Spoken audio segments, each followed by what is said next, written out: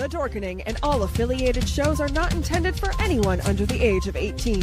The following may contain discussions or scenes that have adult situations, graphic violence, nudity, strong sexual content, and graphic language.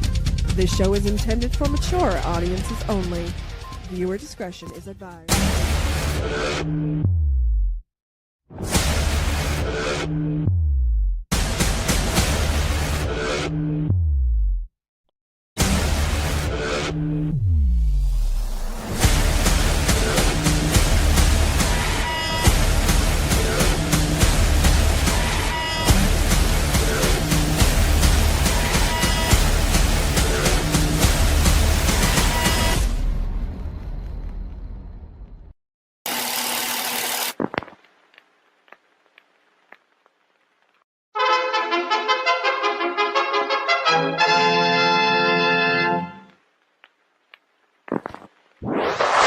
Persons under 18 will not be admitted.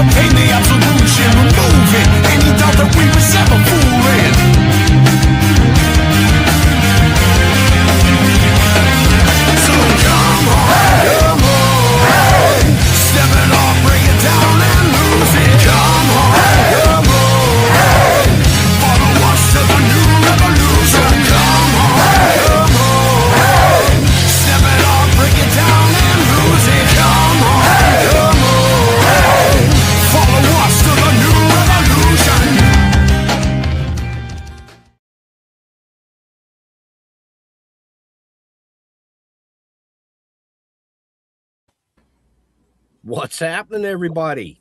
Welcome to another killer episode of Still Toking with, no pun intended. You know who I am.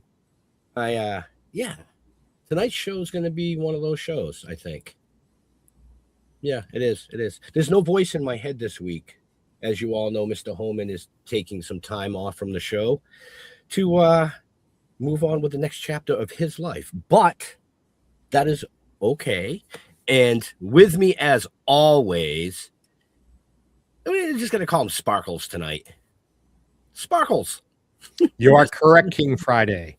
Hi, everybody. And I was going to actually do a voice in your head but that's Jeff's thing. I don't have to do that. Happy to be. I think you're right. I think this is going to be one of those episodes.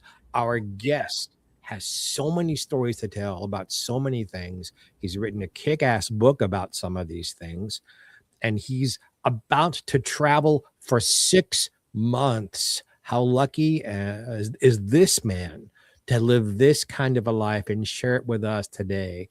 Would you please, wherever you are, either snap your fingers or clap your hands for our guest, Kieth Zlomsowitch. I like the head nod. Yep. Yeah, I'm here, guys. Okay. I love the confidence. I didn't know if I was confused to start talking or you were going to prompt me. So he's like, yeah, okay. I shook my head. Okay, take me off full screen. Come on. Welcome, Kieth. Thanks for having me, guys.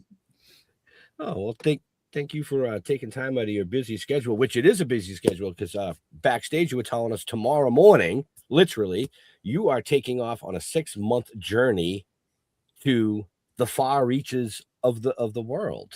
Southeast Asia. Yeah. So is there a goal with? I mean, why Southeast Asia specifically? I've been to several of the spots I'm going to, but I haven't been to a lot of them. And I just wanted an adventure, and it was time to sort of branch out and experience some new culture, meet some new people, have some fun. And that's kind of where my head's at these days. So just wanted to go over there, sort of toy with the idea of maybe spending 6 to 8 months a year in that region, and then back in Florida during the nicer months. But there's 2 seasons here in Florida, and one of them's not too fun to be around. So I just assume spend it somewhere where I'm enjoying myself. So You must be single, I am. because I can't imagine having that kind of a freedom any other way. I think it's wonderful. Travel is amazing. And if you have the money and the time to do that, yes, go for it. Right. Well, I mean, why not? Successful business owner, now accomplished author, and I'm sure there's so many other things in between all of that we're going to touch base on tonight. The hell, you might as well be a world fucking traveler too. Why not? I agree. Hey, you fed me and made me happy more than once. So there you go. You were in my restaurants, Yes. Yeah. So let's talk a little bit real fast here about your background, your restaurant, and how you got involved in all of that to start, if that's cool. Well, I took off after high school to Arizona to go to college at Arizona State, and I was actually a computer engineering major back in the early days, writing code in the infancy of companies like Microsoft back then. But something told me that it wasn't really what I wanted to do in life, and I was working my way through college in the restaurant business. From the ground level up, I started as a dishwasher and got promoted up the chain, but I had an affinity for it. I liked it. I enjoyed it, and I think I was pretty good at it. So I dropped out of college after a couple of years and said, this is the path I want to take in life, I think. And I just pursued it. I had a few lucky breaks along the way that led me to Aspen, Colorado. And then in turn, my partnership where I opened the Mezzaluna restaurant group, first in Aspen, became wildly successful there. And then we branched out to Beverly Hills and Brentwood, and then took on some other partners to do the Monkey Bar, which was a very high-end celebrity-driven restaurant in West Los Angeles for a while. So, but lifelong career restaurant guy, bars and restaurants, even after the trial, after the tragedy that I was thrust into. I stayed in the business. I went to New York to sort of experience something new and got into the Irish pub business. So for 20 years in New York City, I was on the Upper East Side of Manhattan in a very famous Irish pub called Dorrian's Red Hand, which some people remember had its share of brush with tragedy as well, with the Robert Chambers, Jennifer Levin case, the preppy murder that conspired out of Dorrian's in the mid 80s as well. So that was just by coincidence, by the way. But I had a wonderful time there, met some incredible people, became friends with all the New York Yankees back in the mid 90s, late 90s, when they were winning all the championships, forged some friendships that I'm still honored to say I have up to this day with some very great professional and ex-professional athletes. And it seemed like every year when one of them would get traded or get a little older and retire, they'd introduce me to the whole new batch of guys. And it perpetuated itself for 20 years. Dorrian's was the New York Yankee player hangout in Manhattan. So did you, sir, get to know George Steinbrenner? I met him a couple of times. I wouldn't sit here and kid you and say I knew him, because he was a little different kind of personality. So I didn't get to hang out with him, so to speak. But I was introduced to him by one of the co-owners of the Yankees, a fellow named Bill Rose that I was friends with. So he took me into Steinbrenner's office a couple of times and you didn't get to hang out with him. Lucky you. Did not get to hang out.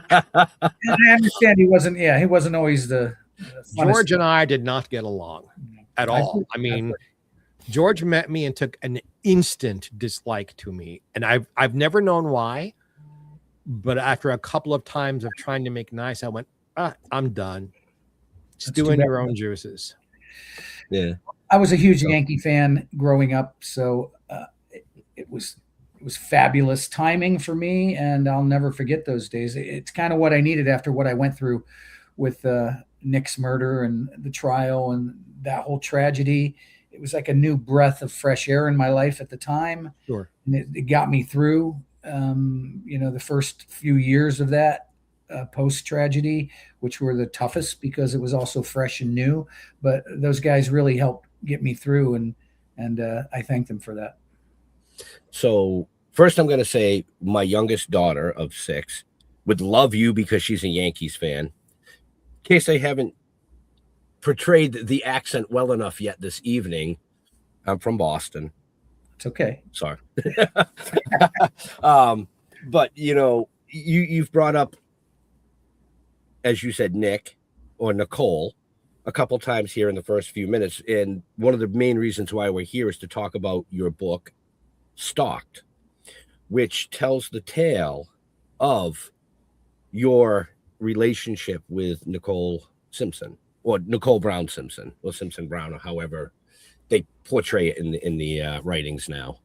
So tell us a little bit, how did you meet Nicole? Well, like I said, I had a couple of restaurants in Aspen and 3 in LA. And one glorious winter day that felt like spring in 1992, I was skiing with some friends. And I remember it was just a fabulous day. And at the end of the day, I was on the sun deck where everybody gathers at, après skiing. And I was struck by this vision. I know that sounds kind of corny and hokey, but it's true. It was like a bolt of lightning. I looked across the deck. I saw her in a crowd of about close to 1,000 people, maybe. And I just knew I had to meet her. I didn't know who she was. I didn't know anything about her backstory, but I walked right up to her table where she was at and found a way to work my way into their conversation so I could meet her. I just felt this energy. And obviously she was the most stunningly beautiful woman I'd ever been involved with. So that didn't hurt. But I met her there in Aspen, Colorado. We had one glorious night together, the first night where we hung out. I invited her in for dinner. She had the kids there. She told me right off the bat when I met her that she had fled Los Angeles, grabbed her kids and got out of LA and came to Aspen to get away from her husband because he was abusive. And she had had it. She had had it. She didn't tell me who he was, but she said she came there to get away from him. And she actually used the word asshole, when I said, oh, maybe I know him, the subject of golf came up, and I played LA Country Club and was privileged enough to play reciprocally some other country clubs in LA, one of which was Riviera. And she mentioned it, and she said, oh, my husband, and as she was saying it, she said, ex-husband is a member. And I said, oh, well, I might know him. And she goes, oh, you'd know him. He's an asshole. That was my introduction to who her husband was, without using his name. I didn't find out till later that night after she had come in for dinner. And after dinner with the kids, asked me if I wanted to go out for a drink. The kids went back to the condo with the babysitter, and we went out and we had a fabulous time getting to know each other that night. And it was like lightning in a bottle. And she knew that my Mezzaluna was her favorite restaurant in Los Angeles. It was right down the street from where she lived, both on Rockingham and then the Gretna greenhouse that she first moved into when she first left OJ. When I met her, she had just left OJ. It was very fresh, very new. I was the first guy she sort of ran into and kind of had any feelings for post OJ. So we discussed I would be out there in about a month and a half, like my normal routine. When the season would slow down, I'd head to LA and start doing things with those restaurants. She said she was excited to see me, to kind of pick up where this night had taken us. And we exchanged phone numbers at the end of the evening, early morning, actually. And we kept in touch for, the month and a half until I got out there. And as soon as I got to LA, we picked right up where we left off in Aspen and started a relationship. Nicole and I and OJ and I had several friends in common. I've never heard anything negative said about her by anybody. And I'd be hard pressed to find somebody that would say something negative, because she She was an amazing human being. She was the best mother you'd ever want to find, and tough as nails. I mean, she had to be. I mean, look what she put up with. He took her, plucked her out of society at 18 years old when he met her at the Daisy. I mean, that's a well-publicized story that he was much older and married at the time, and he met her and he was smitten with her basically the same way I was when I saw her. She had that quality. So he controlled every aspect of her life. And she, during our course of our relationship and our incredible friendship that we developed, the physical relationship sort of ended because of him. She told me about all the stuff that went on, but he dictated everything to her, how to dress, how to act, how to talk, how to, be in public. So she didn't have a life. So from 18 till her early 30s, when she left him, when I met her, she was Mrs. O.J. Simpson. She wasn't Nicole. She wasn't Nicole Brown. She was barely Nicole Brown Simpson. So she didn't have a life of her own. And when I met her, she was trying to experience that growth most of us do in our early 20s. Meet new people, have new friends, experience different things. That's what she was trying to do. And I'm so fortunate I was there for that short period of time, both in a relationship as a lover, as a boyfriend, and then really as her husband for a year that I felt was more important than the short-lived that we had. So close when we were friends. We talked about everything on a constant basis. I was in Aspen a lot of the time, but the phone was nonstop, and she would fill me in. And then sadly, when she decided to try reconciliation, the reconciliation that ultimately cost her life, OJ sort of snuck up on her. He showed up at her parents' house on, I believe it was Easter weekend of 93, after she had been free for a year. And she had always told me that, all she ever really wanted was that family unit. I mean, it was important to her, as shitty of a human being as OJ was, and all the things he put her through, physical, mental, everything else. She still was grasping to that hope that the father of her children and that family unit could somehow, someday be intact. Well, he showed up that Easter weekend at her parents' house and duped her, and told her, I've changed. I've been to therapy. I'm a new man. Give me a chance. Let's just go away. He whisked her away from her parents' house to Mexico, the old standby, Cabo San Lucas. We spent time down there together. They had a timeshare down there together, but he took her away for a kind of whirlwind weekend, and she bit. And she called me up. And I didn't talk to her for a few days. Was curious where she was at. She sort of gave me the news in a roundabout way. And I was like, oh my God, you went to LA, or you went to Mexico with OJ? And she told me the circumstances. And she said, Keith, it wasn't that bad, believe it or not. And we talked about it at depth. And when she told me she was going to try this reconciliation, I advised against it. My heart told me it was nothing good was going to come from it. But I was also trying to be that supportive friend as much as I loved her and hoped the entire time that someday we would be together again, so I gave her that freedom, and I was there for her as a sounding board through all this thick and thin. And I told her, I said, Nick, you'll make the right decision. I'm just scared. So go in with your eyes open and your headlights on. I mean, and she did, she kept her own residence. She didn't move back in with him. He tried to, power play her into doing that. She didn't. And then we all know what happened. A year later, she's dead. But the sad part is we still maintained a great friendship, but our frequency of talking became less and less because he hated me. He never got over me. I was the guy that stood toe to toe with him and said, I don't care who you are. I'm not afraid of you. And she told me how that affected him. And he never got over that. He never forgot me. And the proof of that is just listen to those 1993 911 call tapes when he's kicking in the back door of her house and he's screaming, Keith, that motherfucker Keith, and he's screaming my name, all because of pictures of me in her her photo album he saw. And there was a girl that I had a relationship with after Nicole that was working on a movie set with him and said some disparaging things, and he went home and took it out on Nick. And so we were talking during that period of time. We were still very close as friends, but I couldn't call her all the time because I never knew when he was going to be there.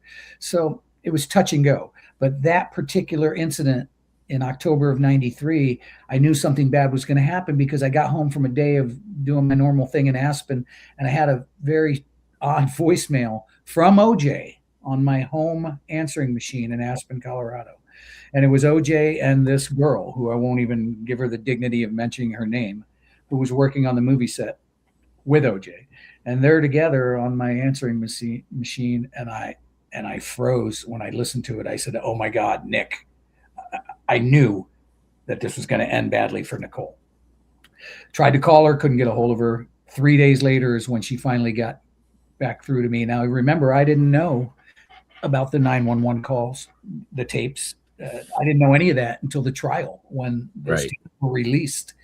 But I knew something bad had happened. When she finally got through to me, I said, Nick, I'm so sorry, babe. Is everything okay? Are you okay? And she said, "No, Keith, I'm not." She goes, "It was horrible."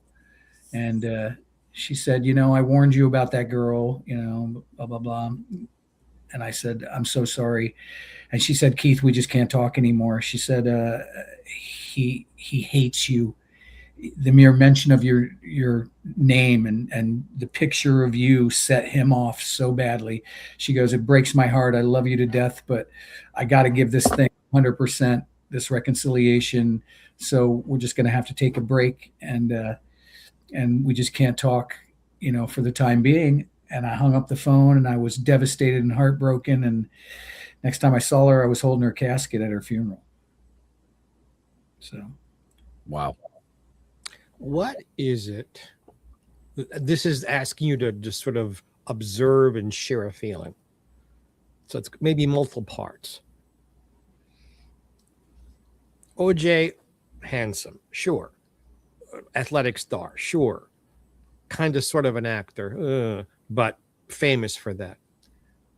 But Nicole spent many years married to him. Why do you think she kept that going so long? Was it a loyalty thing inside of her, or do you think she was just that deeply in love with him? She was certainly deeply in love with him. I don't think she even fully understood what kept her there. I remember specifically when she was going through the divorce in 92, when we were dating, and then the friendship afterwards, because I actually lived in her house for 3 months when I was building out the monkey bar. And the only way that was possible was football season. And OJ was out of town, or else that would have never happened. The 3-month period when we had a romantic relationship in March, April, and May of the same year of 92, he was in LA all the time and had all this free time on his hands. So the Stalking, as the book is called, all took place during that period of time. And then when I went back to Aspen and we cooled the romantic part of it and we became best friends, then when I came back later to open the monkey bar, she wanted me to live in the house, in a guest room as a friend, obviously, but it was because he wasn't there. But sorry to get off the point for a second, but she used to go to a psychologist named Susan Friend, I think, or Dr. Friend or anything. But I remember her coming home with a book called Women Who Love Men Who Hate Them, because we got a laugh out of it. She was like, "Look at this, Keith." And I looked at the title and I was like, well, there you go. And Right. I don't think she fully understood what kept her in it. I know she loved him. And then obviously you add the kids in, when they have 2 kids together, that's a whole nother ballgame. I don't have a personal understanding of that because I've never had children, but I can certainly say from spending my time around Nicole how she felt about it. And that was an unbreakable bond. The father of those children, as bad as he was, as shitty of a human being as he was the father of her children. And that was something that accounted for something to Nick. And I think that was a big part of what certainly what led to the reconciliation try. So to answer your question, I don't know what fully kept her there, but she did love him. Did you indeed feel threatened? Feel like, were you concerned for your safety? 100%, both while it was happening, after it was happening, and certainly after he was released, after he was found not guilty. I didn't write this book. It's not coincidental that I waited 32 years to write this book. I was offered millions of dollars to write this book back in the 90s. I had some big advances thrown at me and a lot of money, and I considered it while under subpoena, but I was never going to screw up my testimony, so to speak. And it was made very clear to me that if you took any financial gain, and I didn't want to talk about my relationship with Nicole in that forum. I wanted it to come out in the court of law, and I wanted it to be beneficial in putting this guy away. Well, then you wake up and he's a free man, and now my priorities changed. I got to think about self-preservation. Knowing what I know about how he felt about me, and now he's walking the street, I wasn't going to write a book. I wasn't going to talk about the stuff I talk about in this book, the things that he did to Nicole and the way he treated her. I wouldn't have felt safe doing that. So it's no coincidence that I didn't even decide to write the book until he died. Once he died, I said, well, now it's time just to sort of tell my story. I'm not trying to rewrite history. Oh, no. And you know, you've got these crime buffs out here that have studied every aspect of this trial inside out more than me. And, you know, on occasion, I'll get a message from someone like, oh, well, you should have talked more about this. You should have talked more about that. You know, you can let these people figure out what they think about the trial on their own terms. I have feelings. I shared a very unique perspective. No one else was privileged to be with Nicole like I was. There were a couple other guys she dated over that year and a half when she was single, between leaving him and reconciling with him. Their names have been put out there. People know about them, but no one endured what we endured. The stalking, the threats, the personal fear. And because of that, we had a kindred spirit. I mean, she told me things about what had happened, you know, in her relationship that I don't think she told her siblings or her parents or her best friends. I mean, she wasn't particularly proud of it. I mean, when you're going to go tell your girlfriend that your husband beat the shit out of you in a hotel room because he came back smelling like another woman and you asked him where he was at, so he beat the shit out of you and locked you in a closet. I mean, she wasn't particularly proud of telling stories like that. But she shared it with me because we went through it. I saw his anger. I stood up to him, and she told me, she said, Keith, she goes, no one's ever talked to him that way. She's like, let me just tell you, she goes, don't ever be left alone with him because you don't know what he's capable of. She said, there's two O.J. Simpsons, the one everybody sees and the one no one sees. She goes, you don't ever want to be left alone with that one. She told me that. And I said, and these were my exact words, what's he going to do? Kill me? I mean, I look back on that now, I get chills telling you that. Yeah. You know, and that the book obviously is named Stalked. It could have been me, because not only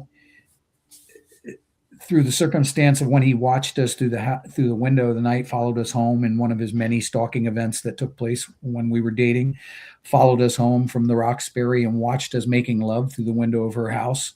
I'm totally convinced he tried every door to get into that house at night. Would have probably killed me on the spot if he'd have gotten in, but couldn't. We were locked in there, thank God, safely. But I did leave the house at about 4 a.m. or so, because I would never stay the night. She didn't want the kids to wake up with another man in the house, understandably. And I remember leaving that night, and it was just a calm, eerie kind of silence outside as I walked, not knowing that OJ had watched us. Didn't know until the next day when he came back to the house, kicked in the back door on us, and blew up. So I walked out to my car that was parked in the street, and not knowing. And, you know, in hindsight, I think to myself, wow, if he'd have stuck around a little bit longer, would I still be alive? And then you look at the uncanny similarities where this happened at the Gretna greenhouse where she lived before the Bundy townhouse where she was ultimately murdered, her and Ron. And what he did that night is exactly what he did the night at Bundy.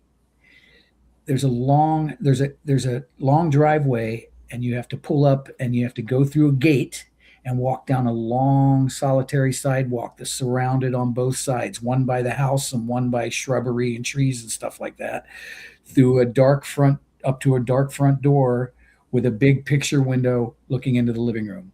Look at Bundy. He parked in the back. He came through a gate. He went down a long corridor, almost identical to the one at Gretna Green, rounded the corner to the big picture window in the living room, and that's where the murders took place. So you look at all those facts, and there again, the book's titled Stalked, It Could Have Been Me.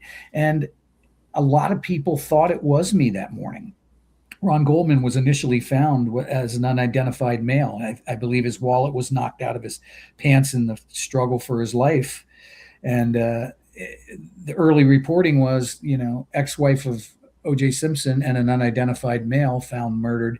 And my cousin, Nelson Aspen, who you both know, picked up the phone immediately, was convinced it was me, who was trying to track me down. This was in the era before cell phones were very prevalent. And it wasn't as easy as it is in this day and age to get a hold of somebody. Not a lot of people knew where I was. I was in Atlanta, Georgia at the time. And there were more than a handful of people that were convinced for the first 3 or 4 hours that it was me.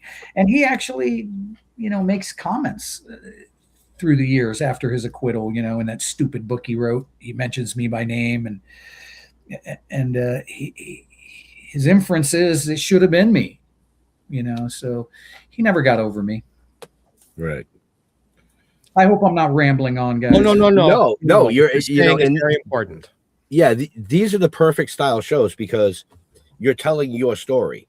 But I do want to say, folks, if you're interested in the book, just check the show notes up above, down below, depending on where you're watching or listening to us, because all the links to that book are there. Very simple. Prior to going live tonight, we were in the green room talking. We were talking about your restaurant business and how you open different restaurants. And if you hadn't opened a certain restaurant, then Ron wouldn't have been there. And can you reiterate that just a little bit for our viewers? Absolutely. I describe it in the book as the butterfly effect. I think everybody's probably familiar with that. I believe it was a book or a movie at one time about how things can all take place differently because of one small event. Well, there came a period of time, I had the Mezzaluna Aspen up and running, Mezzaluna Beverly Hills up and running, and it was time for us to open another place. We were approached by a very prominent developer named Sheldon Gordon, who was building Caesar's Forum in Las Vegas, where he was connecting Caesar's Palace and the Mirage hotels together. That what is now a famous, big open palazzo area with retail outlets and restaurant outlets. But there were only 2 or 3 prime restaurant locations in that. And this was before they even broke ground on this. This was all in the planning stages. And Sheldon Gordon was a big fan of our restaurant in Aspen, and he was a regular whenever it was in Aspen. So he approached us and said, listen, man, I think you guys, I got a spot for you in this, it's going to be called Caesar's Forum. I want you guys to have be the anchor tenant in this thing. So Sharif Suki, who was the main man in Mezzaluna, and my buddy Charlie Hood and myself flew to Las Vegas to meet with Sheldon Gordon to go over the proposals for this.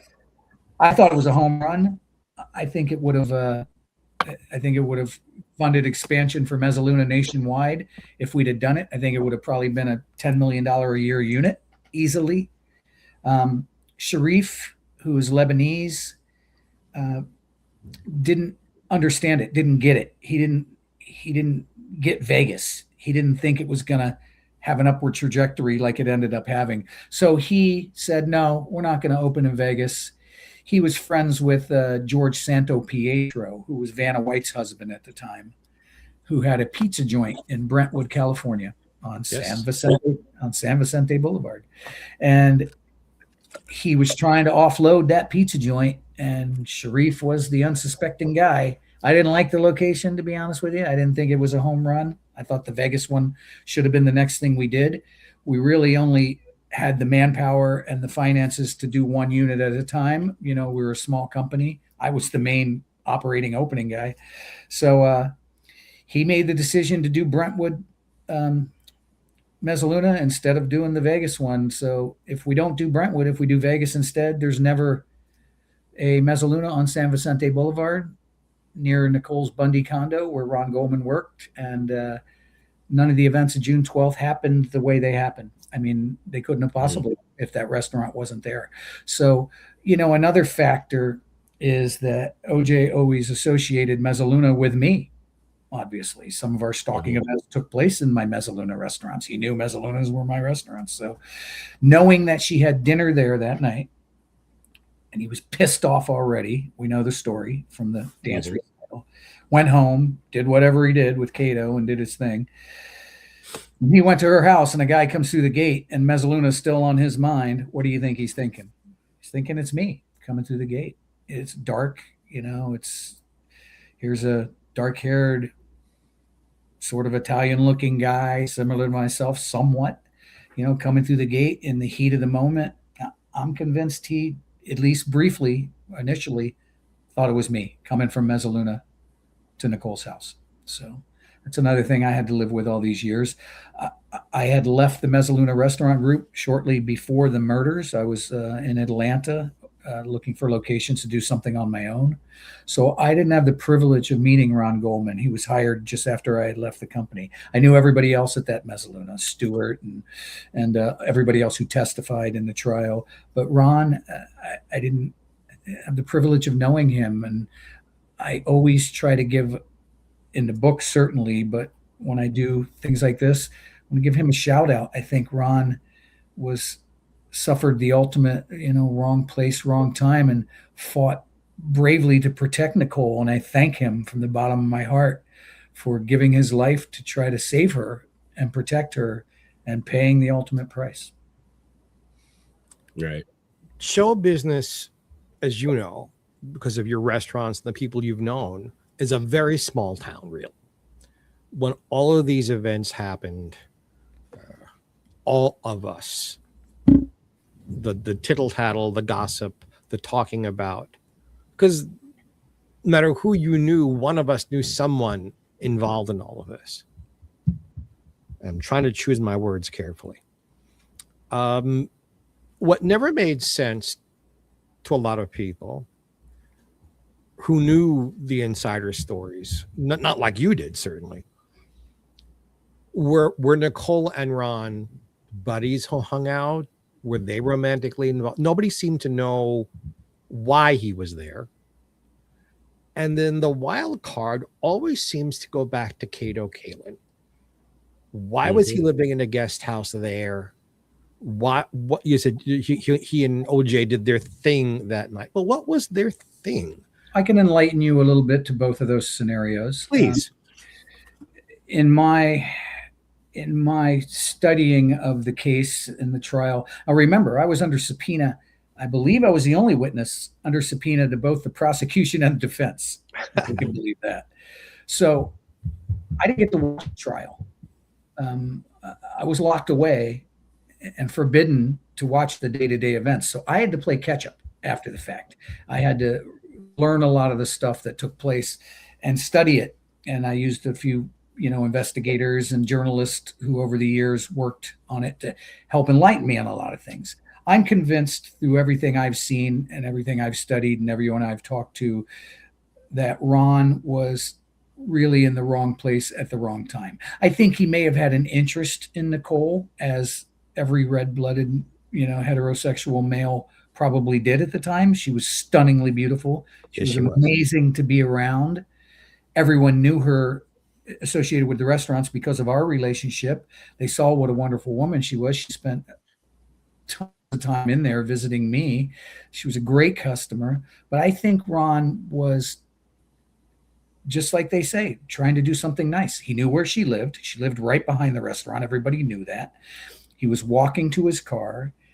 He was trying to drop the glasses off just as a gesture to do something nice. And maybe he was thinking it'll ingratiate me with Nicole. I think he had a crush on her. I think had they not been murdered that night, who knows what would have happened. Nicole had just pulled the trigger on the break day because she was still trying to reconcile with him. Up until that point, the last few weeks were very contentious. We all know that whole thing. But I'm convinced that it was wrong place, wrong time, that there really was no. What was the second part of the question? I'm so sorry. I got off track there. Why was Cato living in the guest house? What was when Nicole moved from Gretna Green? At Gretna Green, there was an independent guest house out by the swimming pool, separate from the main house. Right. Mm-hmm. Didn't have to come through the main house. Didn't have anything to do with the main house. Came around a gate through the into the backyard. Come and go as you please. Nick would never even know if he was there or not. So it was private. Cato was a good dude. I remember meeting Cato, and I thought he was kind of weird in the beginning. I was like, Nick, you got this guy living behind the house. She's like, he's really a nice guy. He helps me with the kids, and it was cool. But what happened was the rent was going up. The lease was coming due on Gretna Green. The rent was going up, and Nick didn't think it made sense to continue to put that money into rent. So she looked to buy a condo, and she settled on the Bundy one. Still being in the neighborhood, across San Vicente from the Gretna Greenhouse and everything. But she still wanted to stay in that neighborhood, keep the kids in the same schools, all that kind of stuff. So she found the Bundy condo, and she offered Cato a room in the Bundy condo. There was like an isolated bedroom downstairs, separate from, hers and the kids' rooms that were upstairs, for a period of time. She didn't want to throw him out on the street. When she was moving, she didn't have a place to go. So she was trying to be nice. It wasn't a no end kind of thing. It was like, stay here for a little bit until you find your own place. OJ is the one that put a kibosh on that. When OJ found out that he was possibly moving into that bedroom in the Bundy townhouse, he put his foot down because he didn't consider Cato a threat when Cato was living in the house behind Gretna Green. When Cato all of a sudden might move into the actual under the same roof with Nicole, OJ flipped out about it. And OJ said, no, screw that. You can move into my guest house behind my house, because he didn't want Cato living in that house. And Nick was pissed about that. Nick never forgave Cato for that. So they were friends. That led to split up in their relationship. I mean, she considered it a betrayal. I mean, she thought, how could you move into OJ's house? She was brought up with OJ. She was trying to get away from it. So she considered that a betrayal by Cato.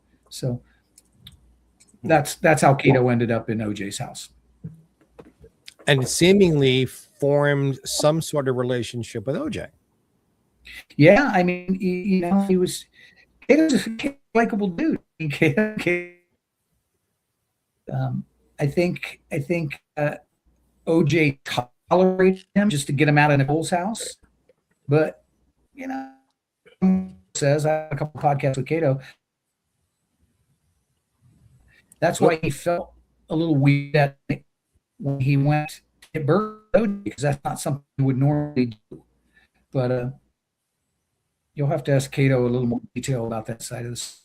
Well, I have.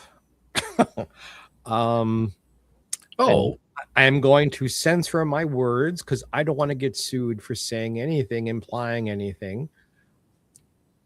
What the world was told and what some people heard were very different things.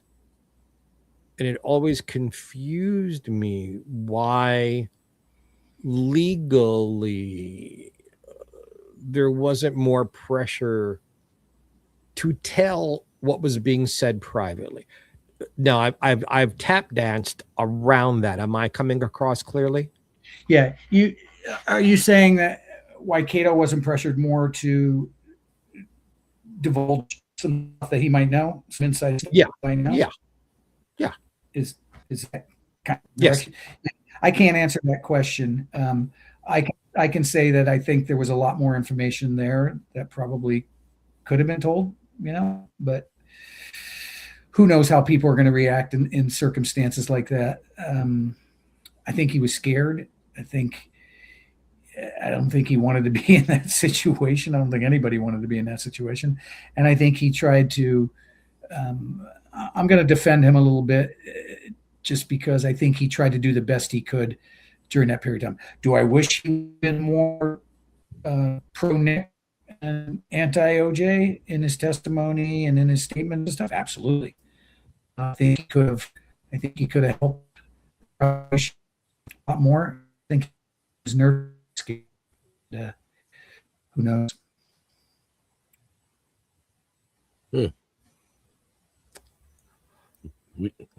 Did he freeze? I think he there? froze. Oh, there he is. There he is. So folks, just Keith is in Florida, and they have some storms moving through, which from watching our show, that if the squirrels don't run really, really fast out in the cage and the storms come through, we have a little bit of interference, but it's not that bad. We just work through it. We keep going, So, I mean, we are getting close to time. We still have about, 15 minutes or so.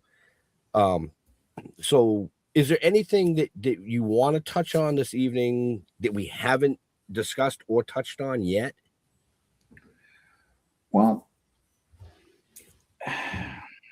I mean, we kind of let you tell your whole story, which was great. And we don't want to give away all the meat and bones of the book. Again, folks, if you want the book, check the show notes. But is there anything that, wait a minute, I know something. You just had a birthday. I did just have a birthday. Yeah. Nick's birthday, we used to celebrate our birthdays together. Birthday's on May 10th. Nick's is on the 19th of May. So we would always celebrate our birthdays together. So literally your birthday was on Mother's Day. It was on Mother's Day this year. Yeah. Mother's Day periodically. So Ben, is that my cue? I think you should, because you are an amazing jazz singer, which everybody knows. And every time we have a guest on that their birthday is like really close, I make you call my kids and sing to them. So yes, you should. You should. All right. Let me embarrass this nice man. Happy birthday to you. Happy birthday to you.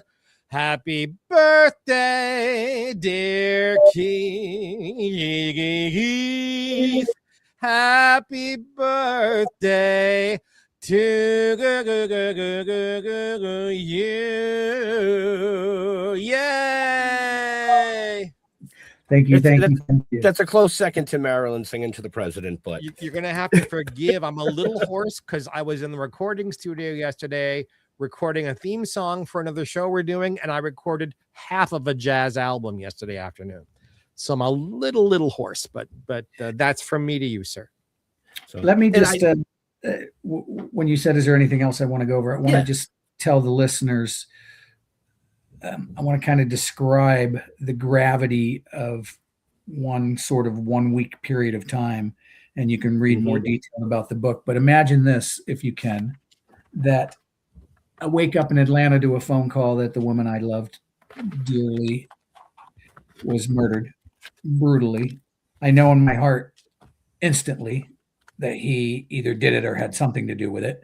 As the evidence starts to come out a little bit, I'm pushed more to the thought process that he actually did it. But I race out to LA in 2 days as quickly as I could at the parents' request to be a pallbearer at her funeral.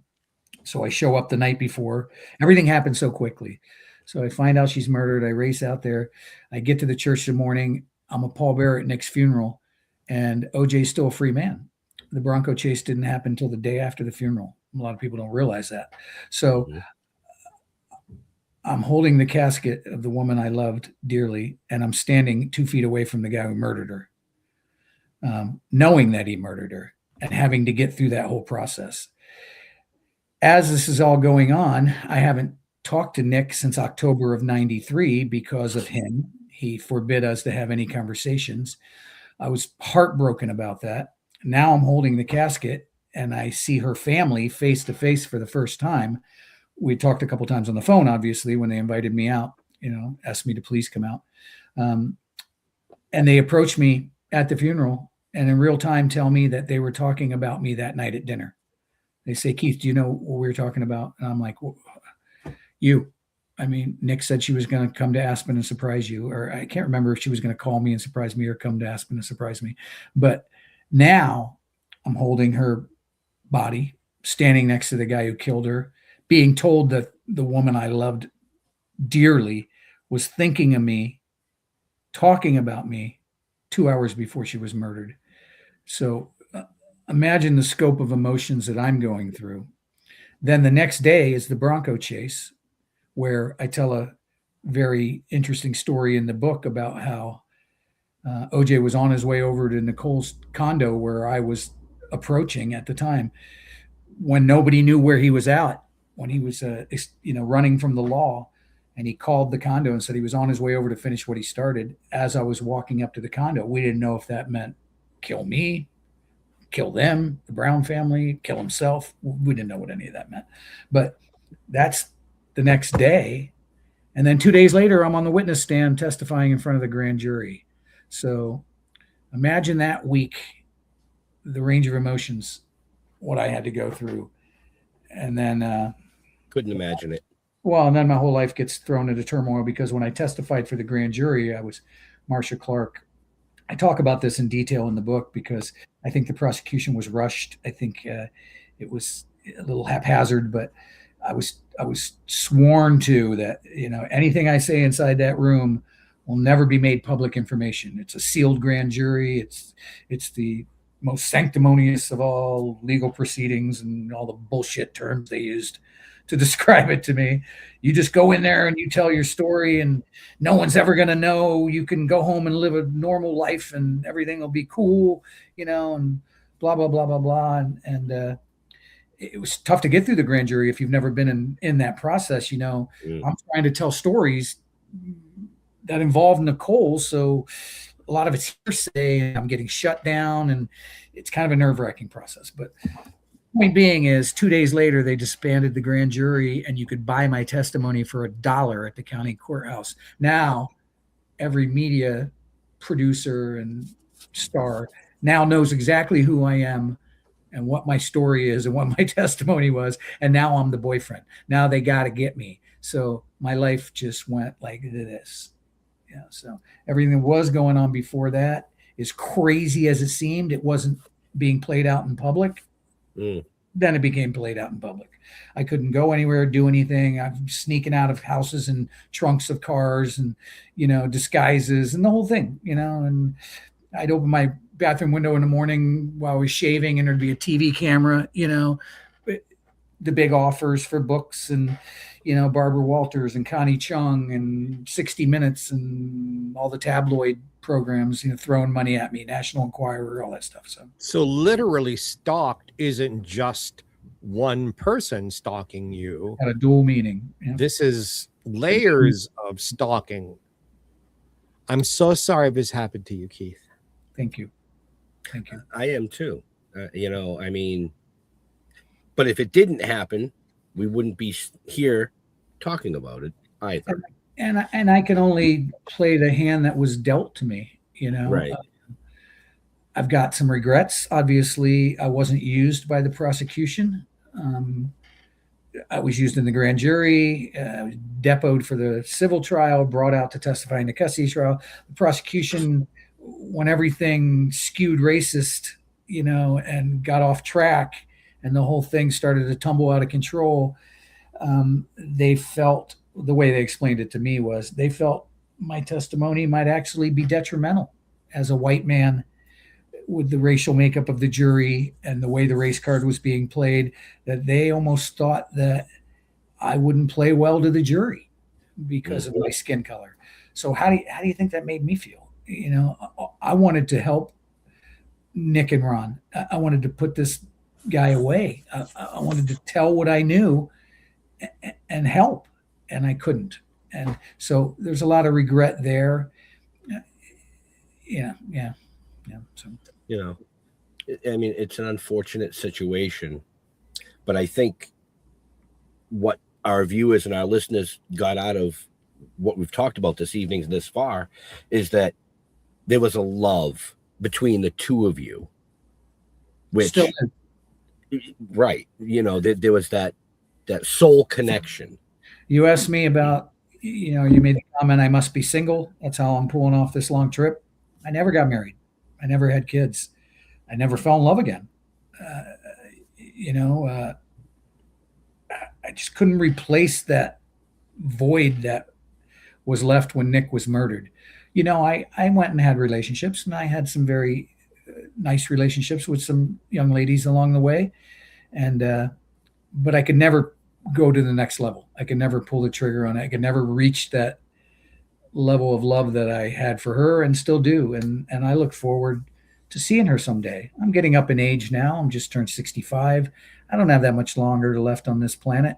And I almost, don't get me wrong, I don't want to die, but I almost look forward to the day because I know that somehow, some way we'll be reunited again. And I look forward to seeing her. So. Well said. Well, I'm older than you are, so you've got 30 years left at least. I'm gonna make the best of it. Absolutely. I hope this 6-month journey for you is filled not just with a whole lot of fun and good food, but you get spiritually fed too. There's some spirituality. Part of the reason I'm going to some of the places I'm going is for that very reason. So I figured that part out already. Yeah. Yep. Yep, most definitely. Good for you, my friend. Good for you. Thank you, guys. So we are coming up on time, folks. So, Mr. Mark, do you have a last question for this amazing guest? I kind of sort of do. I'm going to ask for an opinion. Something about the story you've told, the ending, the part you had nothing to do with, has always just stuck in me. When he was acquitted, and let's, for the purposes of being ridiculously bending over backwards the wrong way, let's assume for half a second he was actually innocent. When he was acquitted, do you remember the footage taken by every camera in the world back at, it was his house or his mother's house, of his family coming out with bottles of champagne and crystal glasses, drinking, laughing, partying?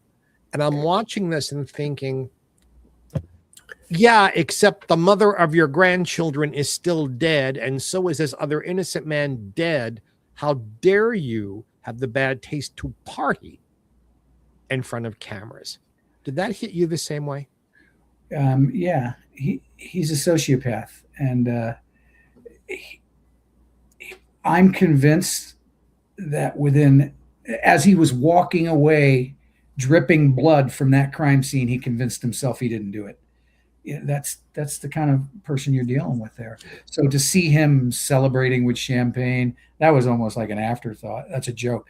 I mean, put down the champagne and go find the real murderer, that you swore you were going to spend the rest of your life seeking the true murderers of Nick and Ron.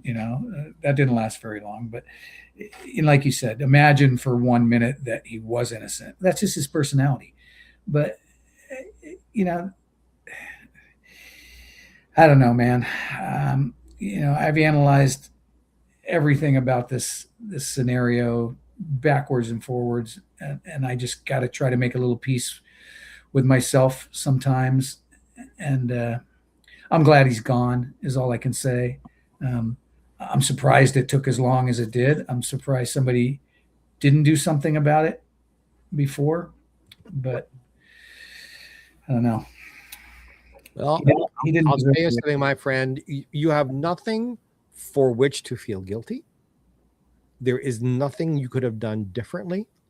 Mm-hmm. Things happened the way they happened, out of your control. Please forgive yourself. Thank you. I appreciate that. Yep. No, I agree with that.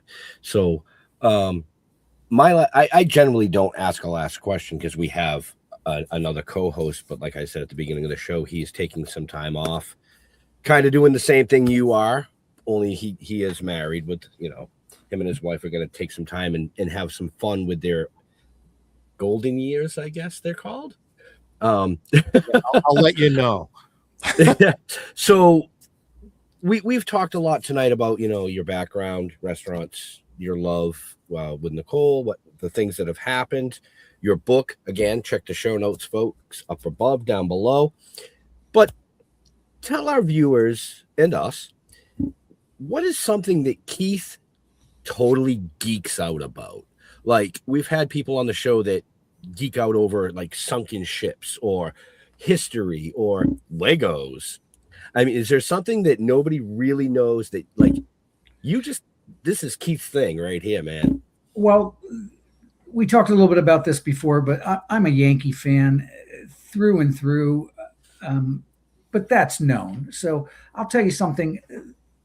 The water and the peace I find when I'm diving, when I'm in the water. I'm a sailor. I'm a 50-ton Masters Coast Guard captain.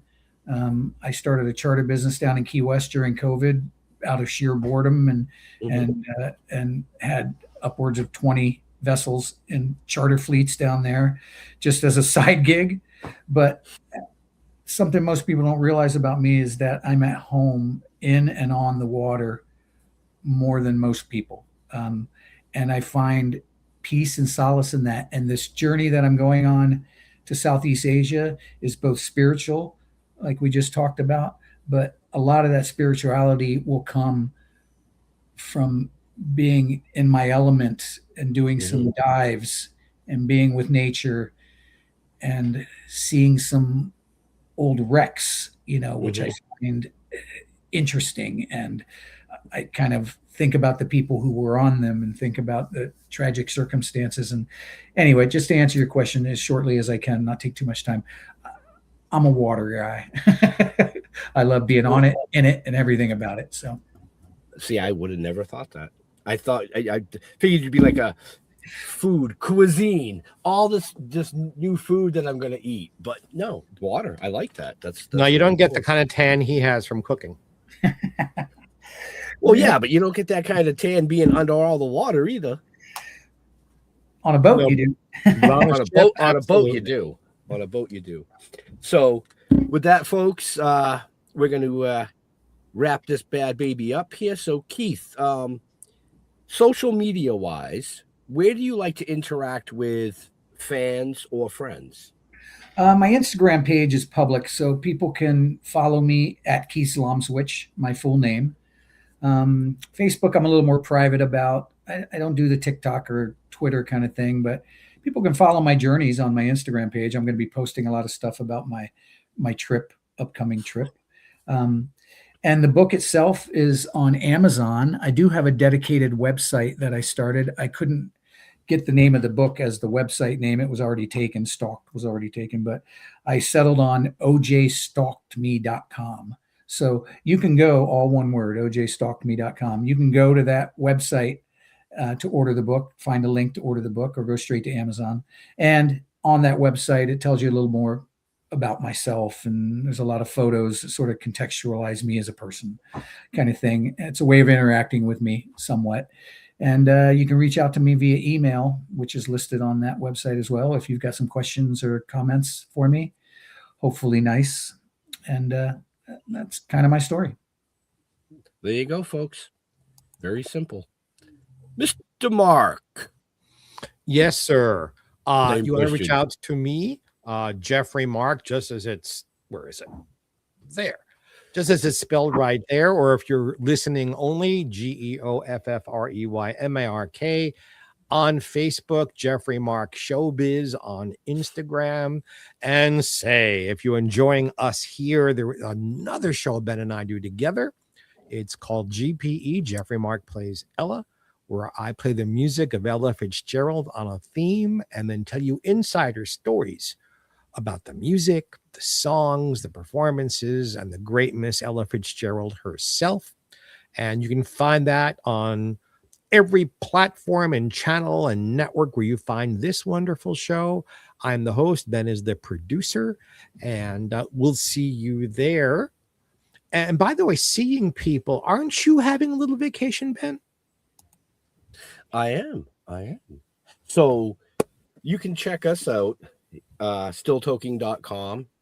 That has everything you need to know about Mr. Jeff Holman, who is on hiatus.